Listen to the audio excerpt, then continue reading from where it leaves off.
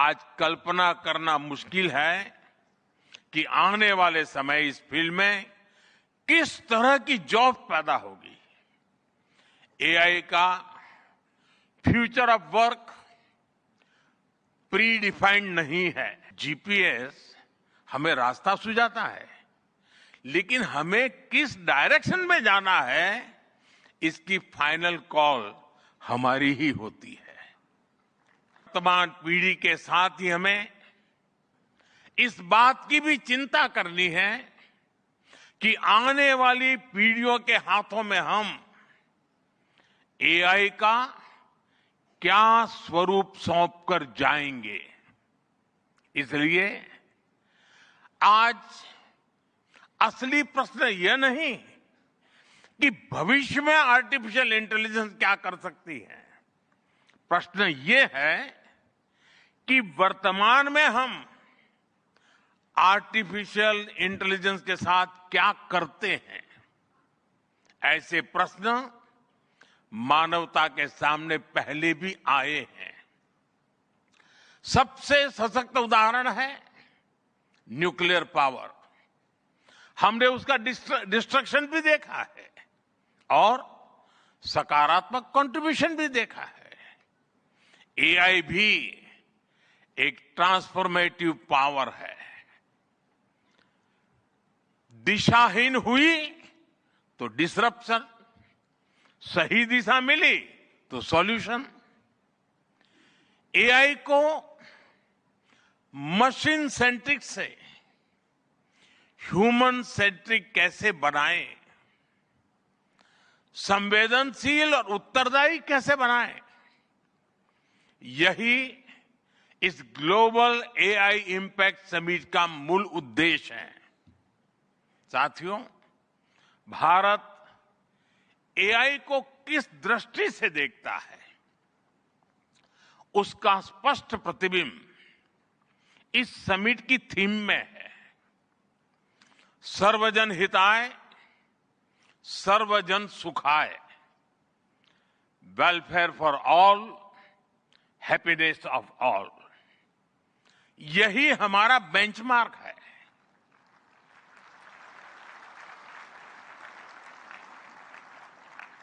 AI के लिए इंसान सिर्फ डेटा पॉइंट न बन जाए, इंसान सिर्फ रॉ मटेरियल तक सीमित न रह जाए। इसलिए एआई को डेमोक्रेटाइज करना होगा, इसे इंक्लूजन और एम्पावरमेंट का माध्यम बनाना होगा, और विशेष रूप से ग्लोबल साउथ में। साथियों, हमें एआई को ओपन स्काई भी देना है और कमांड भी अपने हाथ में रखना है। जैसे जीपीएस होता है, जीपीएस हमें रास्ता सुझाता है, लेकिन हमें किस डायरेक्शन में जाना है इसकी फाइनल कॉल हमारी ही होती है।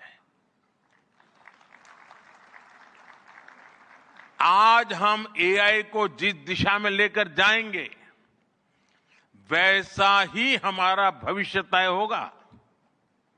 साथियों, आज new Delhi AI impact summit में मैं एआई के लिए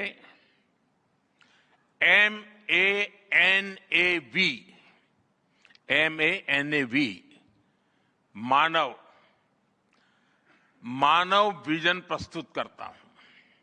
मानव का अर्थ होता है ह्यूमन, और मानव विजन कहता है M moral and ethical systems, यानी एआई एथिकल गाइडेंस पर आधारित हो।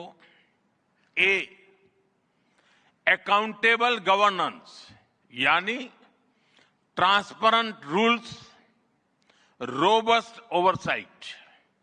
N नेशनल सॉवरेनिटी, यानी जिसका डेटा उसका अधिकार। ए, एक्सेसिबल एंड इंक्लूसिव, यानी एआई मोनोपोली नहीं, मल्टीप्लायर बने। वी, वैलिड एंड लेजिटिमेट, यानी एआई लॉफुल और वेरीफाइबल हो। भारत का ये मानव विजन 21वीं सदी की एआई आधारित दुनिया में मानवता के कल्याण की अहम कड़ी बनेगा।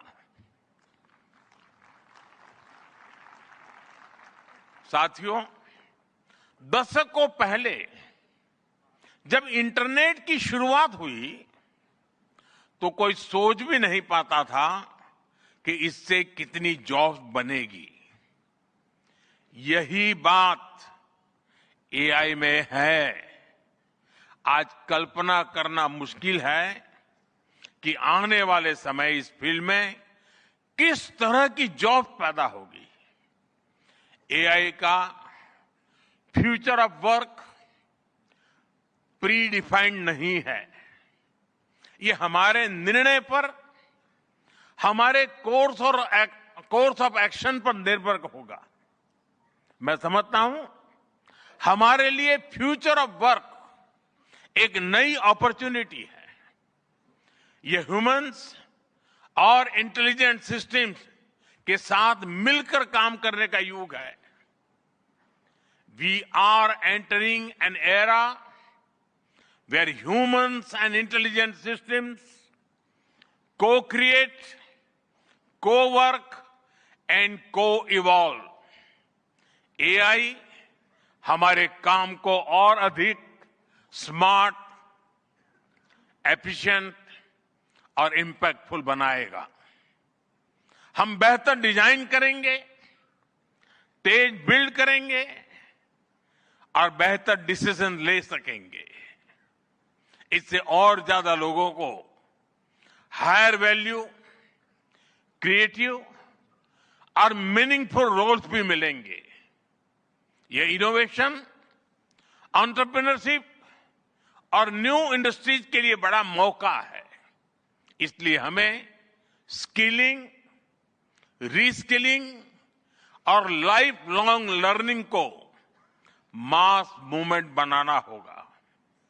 साथियों, future of work inclusive, trusted और ह्यूमन सेंट्रिक होगा। अगर हम मिलकर आगे बढ़ें तो आर्टिफिशियल इंटेलिजेंस पूरी मानवता की क्षमता को नई ऊंचाइयों तक ले जाएगी।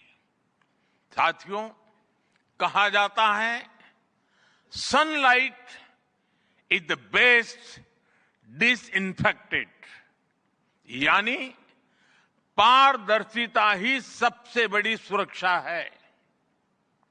कुछ देश और कंपनियां मानती है कि एआई एक स्ट्रैटेजिक एसेट है, इसलिए इसे कॉन्फिडेंशियल तरीके से डेवलप किया जाना चाहिए। लेकिन भारत की सोच अलग है। हम मानते हैं कि एआई जैसी तकनीक तभी दुनिया के लिए लाभकारी होगी जब उसे शेयर किया जाएगा, जब कोड ओपन होंगे और शेयर किए जाएंगे, तभी हमारे मिलियंस ऑफ यंग माइंड्स उन्हें बेहतर और सुरक्षित बना पाएंगे। इसलिए आइए हम ये संकल्प लें कि एआई को ग्लोबल कॉमन गुड के रूप में विकसित किया जाए।